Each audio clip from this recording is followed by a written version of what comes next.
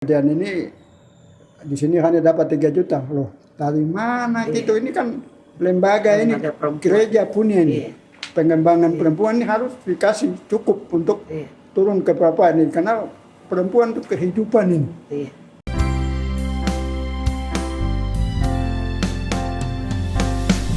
Shalom, jumpa lagi bersama kami podcast P3W GKI Suara Perempuan untuk Semua. Masih dalam nuansa hari ulang tahun P3W yang ke-60, saat ini hadir bersama kami tamu spesial kami yang tentunya bagi kami warga GKI di tanah Papua bukan merupakan orang asing lagi, karena kita semua pasti mengenalnya. Nah, sobat podcast P3W Suara Perempuan untuk Semua, satu hal yang ingin saya garis bawahi di sini adalah bahwa berada pada posisi top, posisi yang paling tinggi dalam sebuah organisasi bukan merupakan suatu hal yang dengan gampang semudah kita membalik telapak tangan, tetapi pasti ada perjuangan di dalamnya. Nah, hari ini di podcast ke-7 P3W GKI Suara Perempuan untuk Semua telah hadir di sini tamu kita. Langsung saja kita sapa siapa beliau. Beliau adalah mantan Ketua Sinode GKI yang pada waktu itu berada pada periode 2 tahun berturut-turut dalam kepemimpinan Ketua Sinode, kepemimpinan Sinode. Nah, langsung saja kita sapa, telah hadir di sini Bapak Pendeta Herman Saud. Shalom Bapak, selamat siang. Bapak sehat-sehat, harap. Sehat. Ya, puji Tuhan. Kami bersyukur sekali, kami berterima kasih karena Bapak punya waktu, punya kesediaan untuk bisa hadir di dalam podcast P3W GKI. Di siang hari ini, pada episode ke-7 ini sebenarnya kami ingin sekali lebih dekat dengan Bapak. Apalagi menyongsong ulang tahun P3W yang ke-60. Supaya kita bisa mendengar seperti tadi saya katakan bahwa menduduki posisi yang paling tinggi dalam Gereja Kristen Injili di tanah Papua sebagai Ketua Sinode itu perjalanan panjang dan pasti ada cerita di balik itu. Tetapi saya ingin flashback supaya Bapak cerita kembali bagaimana perjalanan Bapak sampai menjadi pendeta. Karena itu pasti ada kalau misalnya kita lihat sekarang orang kuliah ini fasilitas yang serba ada. Mau cari sesuatu tinggal googling langsung kita dapat informasi. Tapi saya mengerti bahwa di zaman Bapak dulu pasti itu suasana yang paling sulit sekali. Tapi akhirnya Bapak bisa menduduki posisi top dengan pada waktu itu ada keterbatasan. Silakan Bapak. Baik, terima kasih untuk kesempatan di mana menjelang 60 tahun P3W hadir di Papua ini dan mengundang saya datang di sini itu luar biasa. Saya berterima kasih dan ya juga selamat ya menyongsong ulang tahun yang ke-60 untuk semua perempuan GKI ya di seluruh tanah Papua ini di mana podcast ini bisa menjangkau dan bisa dengar wawancara ini ya. Sampai menjadi pendeta GKI ini sebenarnya kehidupan saya itu mirip-mirip dengan Musa. Musa yang mengantar umat Israel keluar dari negeri Mesir itu. Waktu itu kan Musa dalam rencana untuk dibunuh ya, laki-laki harus dibunuh oleh dari kalangan orang Israel itu supaya tidak bertambah banyak dan nanti menjadi soal di tanah Mesir. Di keluarga kami juga dalam adat itu saya sebenarnya sudah direncanakan oleh mama untuk membunuh waktu saya lahir karena di adat itu kalau bapak belum cukup membayar mas kawin yang diharapkan dari orang tua dari mama, tidak boleh anak laki-laki terlalu banyak, nanti membuat soal karena nanti kalau kawin, mas kawin harus keluar mas lagi, kawin lebih baik banyak. perempuan banyak supaya nanti dia kawin dapat kembali dan bisa tutup utang atau yang belum dibayar itu. Jadi nasib hampir seperti itulah. Tapi ya kebetulan ada kakak perempuan yang keluarga mereka semua perempuan. Dia bilang sama mama saya, tante lebih baik saya ambil ini anak ini untuk menjadi laki-laki di dalam keluarga kami. Jadi saya selamat di situ. Jadi itu semua ya ini semata-mata anugerah Tuhan yang saya sendiri juga tidak mengerti. Apalagi sampai menjadi ketua sinode itu luar biasa itu. Ya menjadi pendeta saja sudah saya bersyukur sekali ya. Tapi menjadi ketua sinode di gereja yang besar dan cukup bersejarah itu sama sekali di luar saya punya nalar itu. Tapi ya ini semuanya kemurahan Tuhan. Jadi saya rasa sampai menjadi seperti itu semua jalan Tuhan sama sekali. Tidak ada sesuatu yang berasal dari saya, apalagi keinginan mau menjadi seperti itu pada waktu itu. Ini kalau di wilayah kami di Meiberat sana, ini kami dari wilayah satu distrik yang di sana dinilai itu distrik ke belakang. Tapi dari seperti itu, saya bisa masuk dan jadi ketua sinode itu luar biasa itu. Nah perjalanannya begitu ya sulit. Nah memang waktu kami dengan masa Belanda ya bagus lah. Artinya kalau bandingkan dengan anak-anak yang sekarang mungkin kami lebih gampang karena kami diseleksi dari mana-mana. Lalu dikumpulkan di kelas 4 sampai di kelas 6 itu sudah menjadi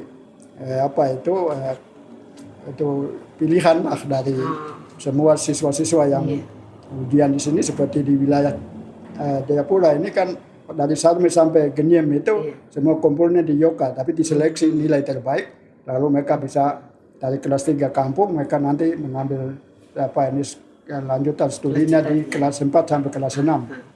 Dan semuanya sudah di bawah pengawasan Belanda sepenuhnya, gurunya semuanya hanya satu guru bahasa Melayu waktu itu. Jadi fasilitas apapun kita hanya datang belajar saja.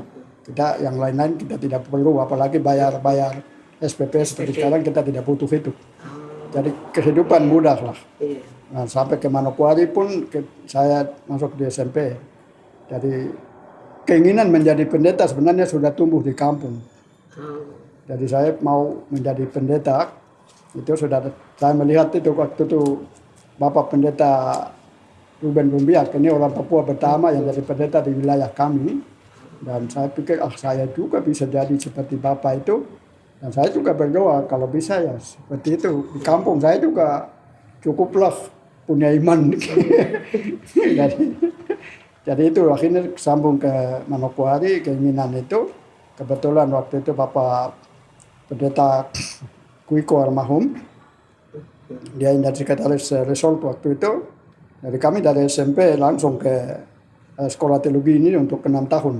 Waktu itu permintaan kami masuk dan langsung dari situ kami mendaftar. Bapak Pendeta Kuiko bilang, itu kamu nanti bisa masuk langsung itu. Jadi akhirnya kita mendaftar dan diterima dan datang masuk di tahun 67. Jadi saya dengan Pendeta Nurwari dan Alex Monsuor, kami teman-teman lain sudah meninggal. Jadi kami yang mulai masuk itu sebenarnya 35 orang, tapi kami yang tamat hanya 13 orang, 12 laki-laki dan 1 perempuan, itu Pendeta Agustina Iwangen almarhumah. Jadi itu kalau sampai seperti itu, jadi menjadi pendeta ya kita diteguhkan tahun 1972. Itu bulan Desember tanggal 12 saya masih ingat. Jadi kami sebenarnya anak-anak Yakub lah. Jadi ada laki-laki 12 dan ada kami punya saudara Dina, itu Agustina Iwangin itu. Jadi kami mulai satu wilayah transisi lah. Karena waktu Belanda perempuan tidak bisa masuk di sekolah teologi. Nah, tapi waktu sudah integrasi maka perempuan bisa diterima. Jadi kami ada pada transisi itu kelas 4 masa Belanda menjadi pendeta, kami masuk menjadi 6 tahun. Jadi kelas 1 sampai kelas 6. Jadi transisi semua ini. Sistemnya masih begitu ya? Iya, masih begitu ya. Iya. Jadi beda sekali dengan sistem yang ada sekarang ini. Ya, jadi waktu itu kan setelah kami diteguhkan tanggal 12 Desember tahun 72 itu, teman lain harus libur, saya harus kembali ke Kurima, dan tanggal 14 saya ke Kurima untuk, karena ada perselisihan dengan masyarakat di sana, jadi saya harus ke sana untuk mendamaikan mereka. Jadi masih ya ada berguna juga pada saat itu. Itu sudah jadi pendeta Bapak? Sudah diteguhkan. Sudah diteguhkan. Ya, iya. Tapi sebelumnya saya sudah praktek di sana. Ikut membuka lapangan Polimo sekarang itu. Yang pimpin mereka buka itu, buka pos Hosem, saya mulai, tapi ini masih masa-masa praktek, belum jadi pendeta itu. Pos Hosem ini jauh sekali dari Kurima. Ya, agak jauh, tapi bisa jalan kan. Jalan kaki. Waktu itu harus jalan kaki. Ya. Jadi waktu itu setelah Bapak diteguhkan menjadi pendeta, itu maksudnya di Kurima tuh langsung ditempatkan di sana atau Bapak dalam jabatan sebagai apa Bapak ke Kurima? Ya kami ditempatkan di Kelasis. Waktu itu ditempatkan di Kelasis. Memang prosesnya ditempatkan di Kelasis dulu. Nanti Kelasis setempat yang mengatur kamu mau kemana. Jadi akhirnya mereka saya dengan pendeta Unsur ditempatkan di Kelasis Balimia Limo waktu itu. Lalu pendeta Unsur ditugaskan ke Kurima, ganti saya waktu lalu masa praktek itu, dan saya di Jemaat Bethlehem Wamena. Gitu. Jadi ya tidak lama juga di Wamena, 1 tahun aja. Tahun 74 ya, bulan Juli saya sudah waktu itu direncanakan pergi ke Inggris untuk belajar di misiologi Universitas Birmingham itu untuk mengambil agama Islam menjadi studi yang pertama, dan sudah direncanakan seperti itu, tapi sudah sampai di sana 1 tahun, tapi kemudian tidak tahu bagaimana prosesnya dari sini, tidak ada jawaban lagi dari sinode di sini ke UM itu di Jerman yang membiayai itu. Akhirnya mereka tanya saya bagaimana ini kan tidak ada jawaban, jadi mau terus mau tidak ya kita harus dengar dari sinode. Akhirnya saya pikir saya tahu juga bahwa di sinode pasti tidak searah berpikir. Mereka mungkin pikir ini orang dari kampung, dari mana datang langsung mau pergi seperti di jauh-jauh itu. Jadi sebaiknya saya ambil keputusan, saya pulang aja. Nanti baru lanjut ke Jakarta begitu. Padahal waktu itu sudah di luar negeri. Ya, 2004 saya sudah ada di Inggris itu. Mungkin pendeta ketiga yang di luar negeri pada waktu itu. Ya, sesudah Papa Deda, Bapak Okoyoko, mereka ini kan Ibu Tina di sini, mereka studi pada masa Belanda. Sesudah integrasi kan tidak ada orang yang keluar lagi. Nanti pertama kali itu yang pendeta berasal almarhum itu yang pertama dari UM kirim ke Inggris 1 tahun, kemudian yang kedua Bapak Hai almarhum, yang ketiga saya. Jadi kita yang keluar pada waktu itu ke Eropa itu, begitu. Setelah Bapak kembali dari Inggris, terus ini ada perjalanan panjang sebelum sampai di posisi ketua sinode. Ini pengalaman-pengalaman ini. Jadi setelah balik, terus Bapak di mana lagi sampai dipilih menjadi ketua sinode? Ya, setelah Inggris itu saya kembali hanya 3 bulan kan di sini. Kemudian baru ke tahun ada 1975. Saya sudah kembali ke sini, dikasih ke Wamena 3 bulan begitu. Setelah itu kembali saya dengan direkomendasikan untuk studi di STT Jakarta bersama-sama dengan pendeta Maweni almarhum. Kami dua studi di situ selama 3 tahun lah, dari 76 sampai 78 lah akhir. 78 kami 2 tamat dan kemudian kembali, lalu Bapak Maweni ditempatkan di Kelasis Jayapura dan memimpin jemaat Paulus 25. Dan saya langsung dikasih di kantor sinode memimpin komisi perkabaran itu sebagai ketua sinode. Nah, setelah masuk menjadi ketua perkabaran Injil di kantor itu, baru saya kenal GKI secara baik, meskipun tadi saya sekolah di sini itu 6 tahun, menjadi pendeta di Wamena 1 tahun, tapi belum kenal GKI betul. Tapi sesudah di sinode itu baru saya lihat kondisi GKI seperti itu.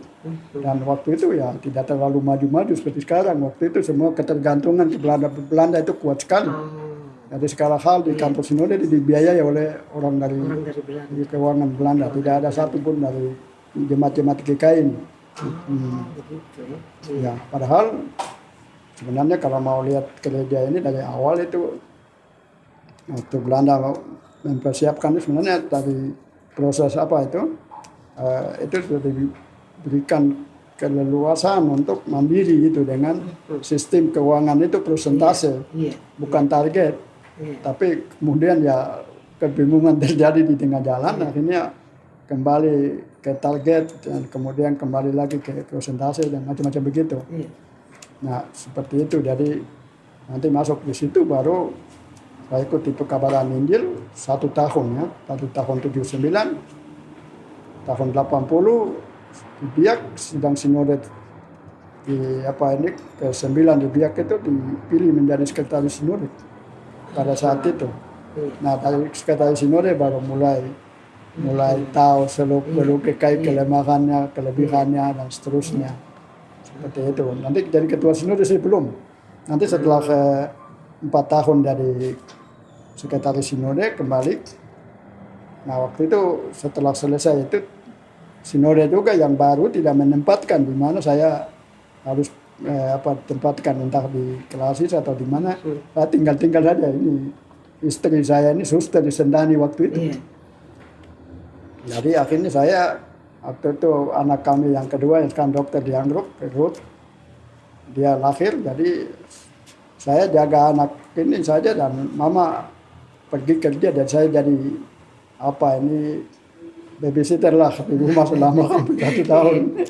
Waktu itu setelah sekretaris sinode. Ya, setelah kenal sinode, kemudian ada teman dari Jerman yang datang sekolah Alkitab tiap hari di kosong. Memang ada teman Jerman lagi dan teman yang satu ada pendeta Klaus Reuter, dia sudah almarhum. Dia datang dan bilang sama saya, Herman, daripada kau tinggal di sini, bagaimana kalau mengajar di sekolah Alkitab? Di Apalapsili. Di Apalapsili. Jadi saya pergi ngajar sekolah Alkitab di sana dari tahun 85 sampai 87. Nanti dari sana kembali lagi dari Apalapsili, baru datang di sini mengajar di STT sampai tahun 91. Saya pergi ambil S2 di Jakarta. Kemudian kembali jadi ketua di STT. Itu tahun 96 jadi ketua di STT, tapi hanya 6 bulan saja. Ke Fak langsung dipilih menjadi ketua sinode itu. Gitu ya. Jadi ya proses seperti Musa tadi saya bilang. Kesulitan itu dari awal, tapi berjalan sampai memimpin orang masuk tanah Kanan itu. Jadi seperti itu barangkali ya.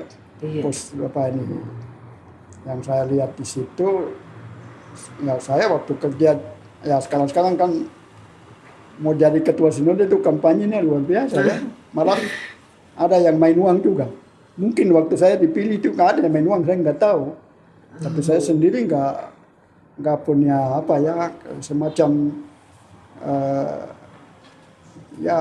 kemauan untuk mau kerja seperti itu, kan saya percaya menjadi pemimpin di mana itu pekerjaan Tuhan. Jadi kalau Tuhan menghendaki kita ke situ, untuk apa harus berjuang dengan segala cara? Nah kalau saya berjuang dengan segala cara berarti tujuan saya bukan untuk melayani, tapi pasti untuk hal-hal yang lain itu. Jadi saya rasa itu suatu keajaiban. Dari kampung kecil tiba-tiba datang dengan begitu, langsung tugas lagi di Wamena sana, tidak terkenal di sini. Apalagi kalau mau soal memilih jadi ketua sinode, waktu itu hitung orang berat yang jadi majelis di GKI ini mungkin tidak sampai 10 itu. Sedikit. Tapi bisa masuk dan itu semua kemurahan Tuhan. Jadi sampai ke situ itu Saya rasa ini semua ditentukan Tuhan, bukan saya. Begitu saya akan melakukan pekerjaan itu. Betul. Pengalaman yang luar biasa Bapak. Kalau lihat Bapak punya pengalaman ini, mulai dari diteguhkan jadi pendeta, terus kemudian ditempatkan di Klasis Balimia Limo, terus sempat ke luar negeri, terus kembali masih duduk lagi di lingkungan kantor sinode, dari Komisi Pekabaran Injil, kemudian menjadi sekretaris, akhirnya kembali lagi di wilayah gunung, harus ada di Sekolah Alkitab Apalapsili. Kalau melihat perjalanan ini semua, terus kemudian apakah dari perjalanan ini Bapak bisa melihat, oh ini ada prinsip-prinsip yang dia membentuk karakter seseorang yang pantas menjadi pimpinan? Ya, saya pikir mungkin dalam perjalanan yang seperti itu, kesulitan dan pengalamannya ya seperti tadi saya bilang, saya tidak tahu itu sampai menjadi pimpinan itu ya itu kemurahan Tuhan sama sekali, karena ya sekarang saya duduk sini semua bisa lihat profil seperti ini bisa jadi pemimpin, itu kan tidak mungkin ya. Itu dulu Pak Pangdam ini Pak Amir Sembiring, Panglima dulu, dia lihat karena rupanya saya punya nama tuh muncul-muncul Jakarta sana, jadi mungkin bilang ya nanti ke sana mungkin dekati apa ini atau macam begitu. Jadi waktu dia ketemu di Penil Kota Raja, waktu itu ada acara apa itu paraket, lalu dia kasih tahu sama saya, wah saya dengar nama ini tuh saya pikir Bapak ini kecil begitu kok, apa soalnya? Setelah saya kasih pidato, Pak dia bilang, kalau begitu ya saya bisa akui. Jadi artinya seperti itu. Jadi mau orang kalau mau jadi pimpinan kan mestinya ya yang gaya tinggi, ya hebat ya, bagus, kalau perut besar sedikit kan itu. Tapi perawakan tinggi besar mungkin. Kalau macam saya ini jadi pemimpin, wah luar biasa juga ya. Itu kan Tuhan punya apa ya maksud, jadi itu jadi ya itu juga mendorong untuk bisa berpikir buat sesuatu juga di gereja besar ini. Iya, betul. Ini sedikit tentang perempuan, karena ini menyongsong ulang tahun P3WGKI.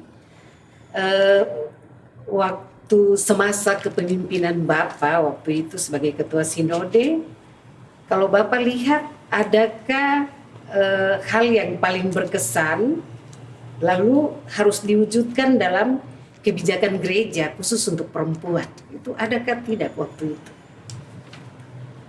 Ya, waktu saya masuk di kantor sinode dengan kepemimpinan pada saat itu, memang kondisi GKI waktu itu kan agak sulit untuk membuat sesuatu kekhususan. Saya nggak melihat kekhususan entah ini perempuan, laki-laki. Saya lihat itu semuanya sama penting lah ya. Apalagi waktu itu kita dari sinode tidak bisa membuat program khusus seperti itu karena kita tidak punya biaya yang cukup untuk membuat program prioritas untuk perempuan, untuk pemuda, untuk itu sulit sekali. Nah, dan waktu itu hampir semua lembaga di GKI termasuk P3W ini sepenuhnya dibiayai oleh gereja di Belanda. Jadi kantor sinode itu pun dibiayai gereja di Belanda. Komisi Pekabaran Injil, Pembinaan Jemaat, Diakonia, Sekolah Teologi, P3W ini, semuanya itu Belanda yang membiayai. GKI tidak ada uang. Jadi waktu saya menjadi Ketua Sinode itu, waktu jadi sekretaris juga, kita hanya bergantung kepada uang dari Belanda. Tapi saya sudah mulai sikap kritis pada waktu itu, bahwa gereja sebesar ini sudah berdiri tahun 56. Sampai saat saya menjadi sekretaris itu tahun 80, mesti bergantung terus, kan tidak sehat sebetulnya. Tapi saya nggak bisa bikin apa-apa, kan saya posisi pada sekretaris. Jadi tidak bisa lakukan. Nanti dapat ya usul atau apa, tetapi itu bergantung dari keputusan bersama, dari ketua juga. Ketua harusnya mengambil keputusan ini harus kita lakukan ini, itu ya tidak berjalan pada saat itu. Padahal di biak itu kita sudah sepakat keputusan pada waktu itu untuk menekankan kemandirian di dalam gereja ini. Karena ketergantungan begitu besar, orang dari PGI yang hadir waktu itu menjadi penasihat juga melihat itu, jadi mendorong kemandirian. Jadi kemandirian di bidang teknologi, daya, dan dana itu sudah dimunculkan di biak. Tapi selama perjalanan kita juga tidak taruh prioritas di mana, itu juga bergantung dari kami yang memimpin sejauh mana kami memahami itu juga. Akhirnya nanti karena itu maka prioritas kepada sesuatu itu tidak, karena masing-masing lembaga ini jalan dengan biaya dari Belanda, mereka bikin programnya sendiri, apalagi P3W waktu itu.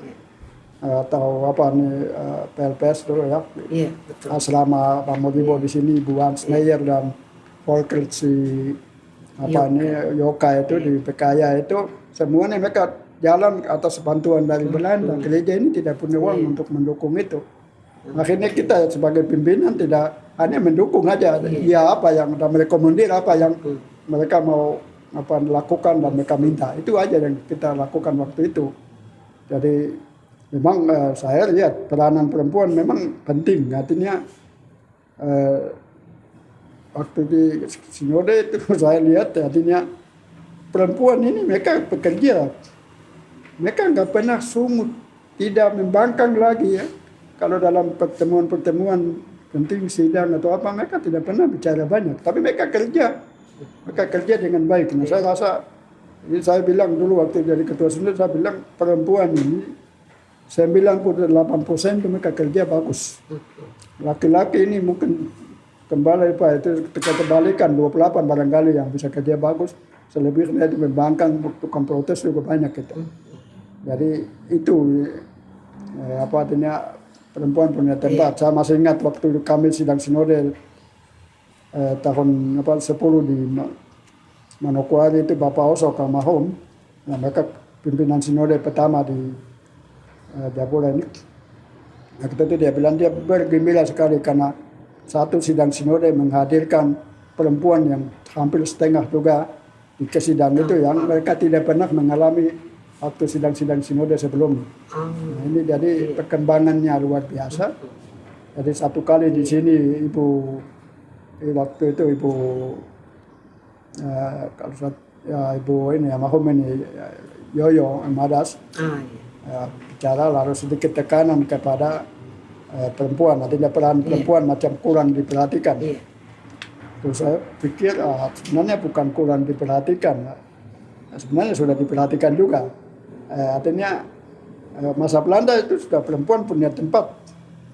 Kita laki-laki masuk di sekolah sambungan itu UFS itu, perempuan sudah MFS, berarti perhatian dari itu gereja ini sudah jalan sama-sama. Hanya mungkin mau masuk ini, tapi masuk sampai jadi pimpinan di P3W atau ada di Kelasis atau itu sudah kemajuan yang luar biasa. Apalagi sekarang sudah hebat menjadi pemimpin di mana-mana. Ada yang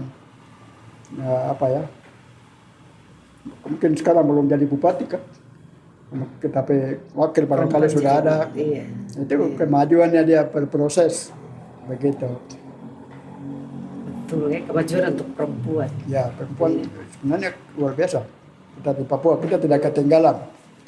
Hanya ya bahwa peran dari pemimpin memang harus kasih, karena kalau mau lihat seperti yang tadi saya bilang, pekerjaan jalan dengan baik, aman dan damai, lebih baik perempuan yang mendapat peran, karena laki-laki nanti terus bersaing dan pekerjaan itu bisa tidak jalan.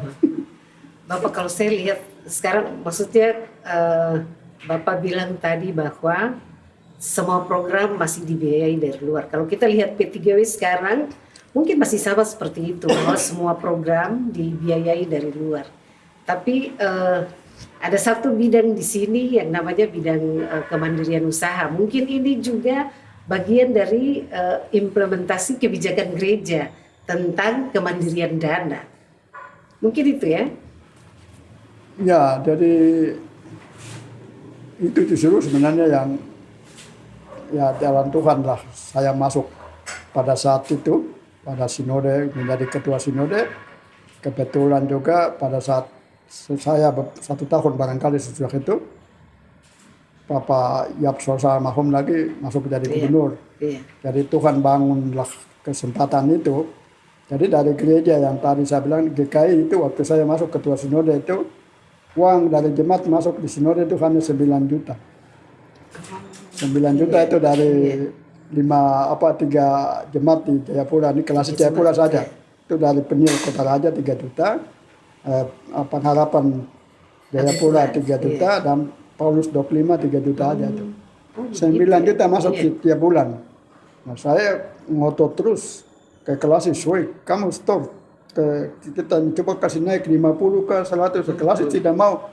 Nanti mereka tambah hanya 1 juta lagi, jadi mereka komando ini 3 jemaat ini tambah 1 juta, dan kita dapat 12. Nah itu makanya saya dorong itu jemaat supaya jalankan persentase. Nah nanti 99 baru jemaat di kelas Jayapura ini mulai store persentasenya ke sinode, baru sinode bisa dapat uang di atas 100 juta itu. Sebelumnya nggak ada itu. Oh jadi itu kebijakan di 1999 ya? Kebijakannya sebenarnya sudah 97. Oh 97. Ya, untuk dorong persentase itu. Nah, gereja ini berdiri dengan sistemnya itu, sistem keuangannya persentase. Tapi karena integrasi dan perubahan dari bapak-bapak yang waktu memimpin ya, Bapak Marwali, Bapak Koibur, karena mereka dulu menjadi pendeta, tidak dipersiapkan untuk menjadi pimpinan sinode juga, tapi semuanya diatur. Sekretaris itu kan orang-orang Belanda ya, mereka atur semua keuangan, mereka dapat dari mana, itu hanya mereka kasih tahu Pak Ketua waktu itu Bapak Rumenum, tanda tangan saja, dan mereka tinggal terima. Jadi mereka tidak tahu ini uang dari mana, memang dari jemaat yang sen-sen dari kampung-kampung itu. Mungkin sedikit juga dari kota-kota, terutama kekuatannya dari klasis berbahasa Belanda. Nah, kalau kita punya ini jemaat-jemaat ya juga mungkin ada, di kota-kota masih bisa sedikit, tapi di seluruh kampung GKI, jemaat-jemaat GKI yang ada di kampung itu paling-paling hanya sen, paling satu rupiah golden barangkali juga. Nah, setelah itu juga mengalami lagi perubahan mata uang dengan nilainya. Jadi setelah Belanda sampai ke 63, mulai 63 1 Mei itu kita di sini di Papua pakai Indian Barat rupiah. Nah ini sudah satu mata uang yang lain dengan nilai yang rendah lagi. Orang di kampung ini tidak tahu uang ini, tidak mengerti, apalagi yang logam, mereka campur aduk saja. Nah baru 74 mulai berubah lagi mata uang yang rupiah, sekarang itu nilainya lebih rendah lagi dari Indian Barat rupiah.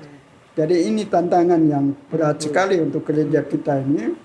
Tapi kebetulan gereja ini Tuhan punya dari dalam kondisi macam itu, dia tetap jalan juga. Tidak ya begitu. Jadi nanti saya mendorong akhirnya nanti 99 itu baru dari kelas Jayapura saja uang masuk. 100 lebih lah tiap bulan itu. Nanti setelah sidang sinode di Sorong, baru semua jemaat-jemaat yang lain, khusus itu klasis Mimika yang store persentasenya untuk persepuluhan di Sorong diputuskan persepuluhan itu di store langsung ke sinode sebagai bayar gaji pegawai.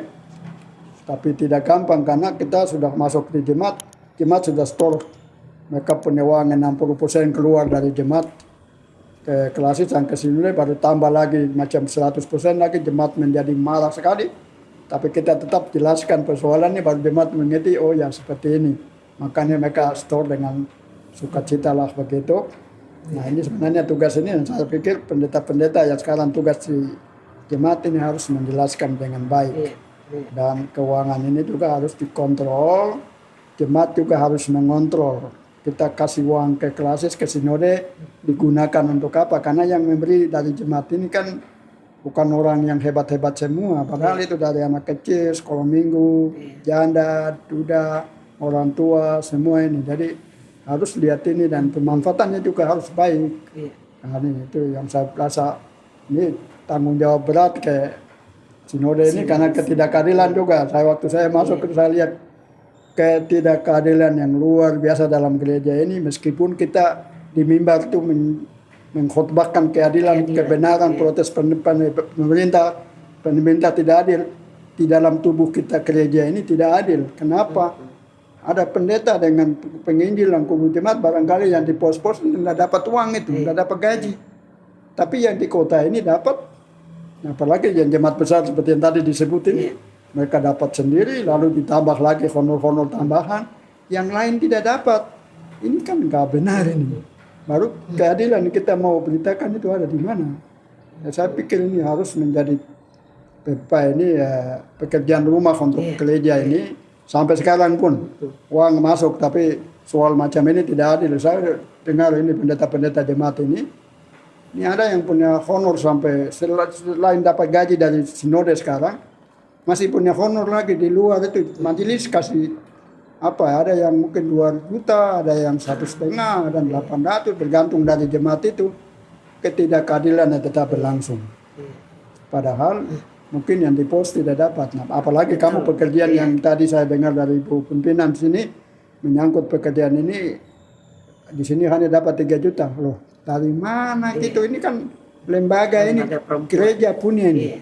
Pengembangan perempuan ini harus dikasih cukup untuk turun ke bawah ini, karena perempuan itu kehidupan ini.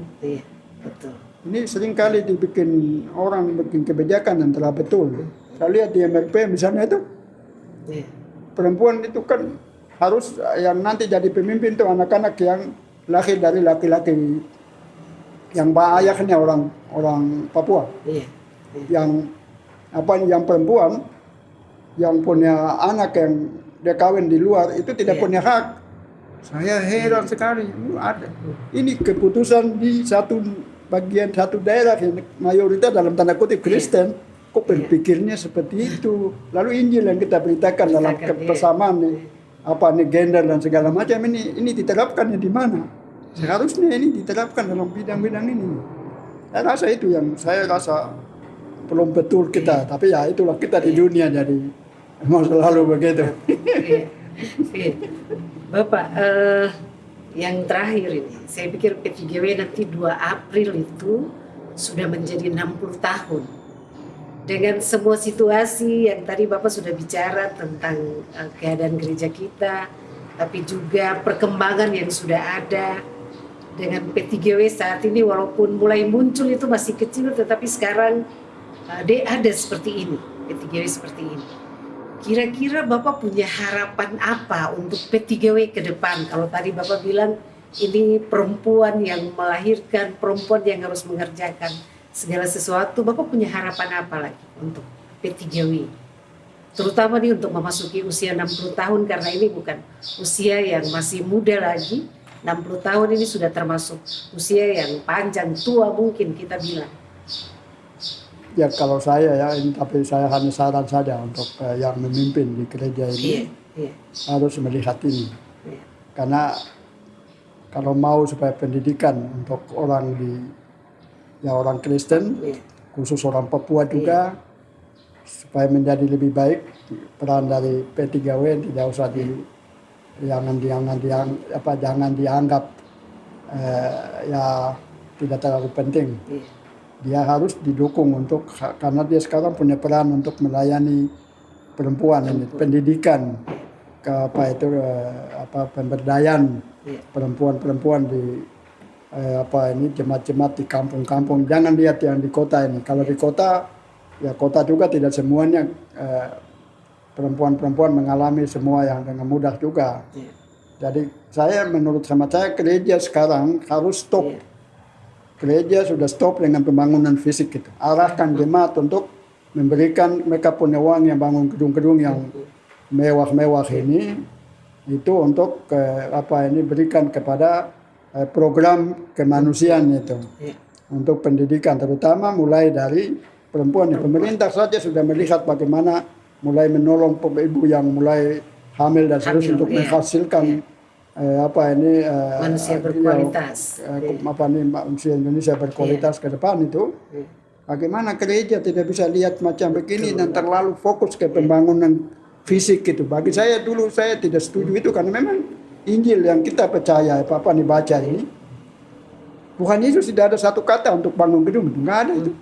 Malah dia mau bangun bongkar itu Bait Allah yang orang Yahudi bangun besar itu dan bangun dalam 3 hari. 3 hari ini apa? 3 hari yang dia bangun itu yang sekarang jemaat ada di mana-mana. Prioritas Tuhan itu untuk jemaat, untuk manusia. Dia tidak pikir untuk soal fisik-fisik itu. Nah, sini saya pikir gereja harus mainkan peran ini.